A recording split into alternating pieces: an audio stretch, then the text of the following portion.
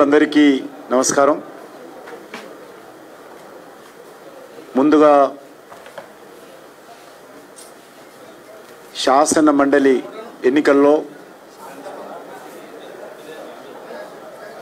Bharatiya Janata party అభ్యర్థులను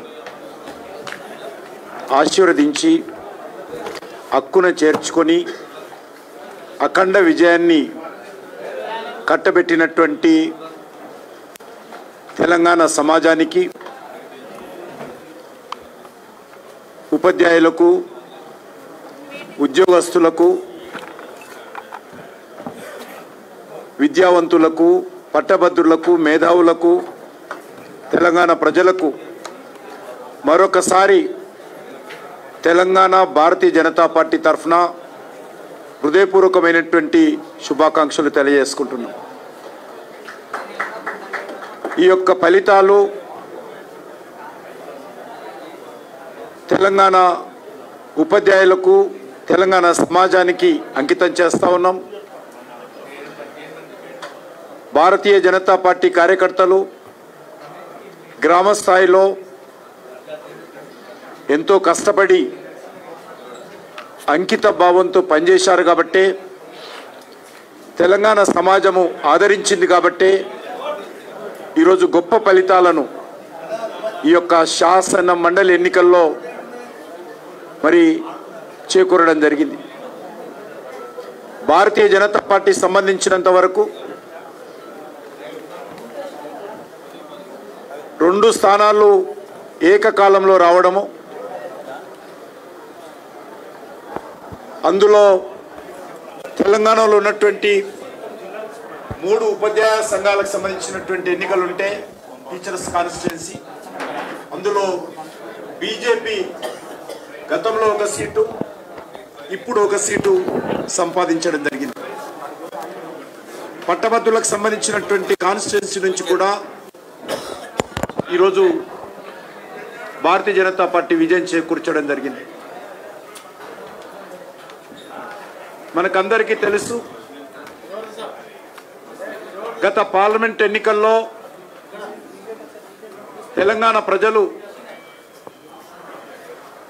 ఒక ప్రత్యామ్నాయ పార్టీగా భారతీయ జనతా పార్టీని తెలంగాణలో ఆదరించారు. 8 స్థానాలలో భారతీయ జనతా పార్టీని తెలంగాణ ప్రజలు విజయం చేకూర్చడం జరిగింది. 37% పోలింగ్ బూత్కు వెళ్ళి ఓటేసినటువంటి వాళ్ళల్లో 37 మంది 37% భారతీయ జనతా పార్టీకి మద్దతు ఇవ్వడం జరిగింది. ఆ రకంగా 75 లక్షలకు పైగా ప్రజలు బీజేపీని మరి మద్దతు ఇచ్చిన విషయాన్ని సందర్భంగా మనం చేస్తాం. చాలా స్పష్టంగా గత పార్లమెంట్ ఎన్నికల్లోనే కాంగ్రెస్ పార్టీ అధికారంలోకి వచ్చినటువంటి కొద్ది నెలల లోపలనే భారతీయ జనతా పార్టీకి మద్దతు కట్టి, భారతీయ జనతా పార్టీని ఆదరించి మరి కాంగ్రెస్తో సమానంగా సీట్లు ఇవ్వడం జరిగింది. కొంత మేము ఆ రోజు మరింతగా కష్టపడినట్లయితే పార్లమెంట్ ఎన్నికల్లోనే మెజార్టీ సీట్లు భారతీయ జనతా పార్టీకి వచ్చేది. కాంగ్రెస్ పార్టీకి 8 సీట్లు కూడా వచ్చే పరిస్థితి లేకుండే. కానీ తెలంగాణ సమాజం ఆ రకంగా స్పందించింది, ముందుకొచ్చి ఆ రకంగా తెలంగాణ సమాజం అంతా కూడా నరేంద్ర మోడీ గారి నాయకత్వంలో భారతీయ జనతా పార్టీ బలపడాలని గత పార్లమెంట్ ఎన్నికల్లోనే తెలంగాణ ప్రజలు కోరుకున్నారు. మరి ఇప్పుడు జరిగినటువంటి 3 స్థానాల్లో కూడా మరి 2 స్థానాలు కీలకమైనటువంటి స్థానాలు, అందులో ఒక పట్టభద్రుల నియోజకవర్గం నుంచి కాంగ్రెస్ పార్టీ యొక్క స్థానం అది గతంలో, ఆ స్థానాన్ని కూడా ఈరోజు బీజేపీకి అందించి మరొకసారి తెలంగాణ ప్రజలు స్పష్టంగా ఈ రాష్ట్రంలో భారతీయ జనతా పార్టీ రావాలి, ఈ రాష్ట్రంలో తెలంగాణ ప్రజల ఆకాంక్షలు నెరవేర్చేటువంటి శక్తి నరేంద్ర మోడీ గారి నాయకత్వంలో భారతీయ జనతా పార్టీకే ఉంది. ఈ రాష్ట్రాన్ని పరిపాలించినటువంటి బీఆర్ఎస్ పార్టీ కానీ కాంగ్రెస్ పార్టీ కానీ తెలంగాణ ప్రజల ఆకాంక్షలకు అనుగుణంగా పని చేయలేదు. అవినీతితో, అక్రమాలతో, అహంకారంతో ఈ రెండు పార్టీలు కూడా తెలంగాణ ప్రజలకు, తెలంగాణ ఉద్యమకారులకు, తెలంగాణ అమరవీరులకు అన్యాయం చేసిందనే విషయము మరొకసారి తెలంగాణ ప్రజలు ఎన్నికల్లో బీజేపీని ఆదరించి గెలిపించడం జరిగింది. గ్రామాలలో మనకు తెలుసు ఒపీనియన్ మేకర్స్, కీ ఓటర్స్ ఎవరంటే ఉపాధ్యాయులు, పట్టభద్రులు, విద్యావంతులు, మేధావులు ఉంటారు. ఈరోజు ఆ యొక్క కీ ఓటర్స్ ఎవరైతే ఉన్నారో వాళ్ళు ఈరోజు బీజేపీని ఆదరించడంతో మరొకసారి చాలా స్పష్టంగా తెలంగాణ రాష్ట్ర రాజకీయాలలో చాలా స్పష్టత కూడా ఏర్పడింది. ఈరోజు బీజేపీ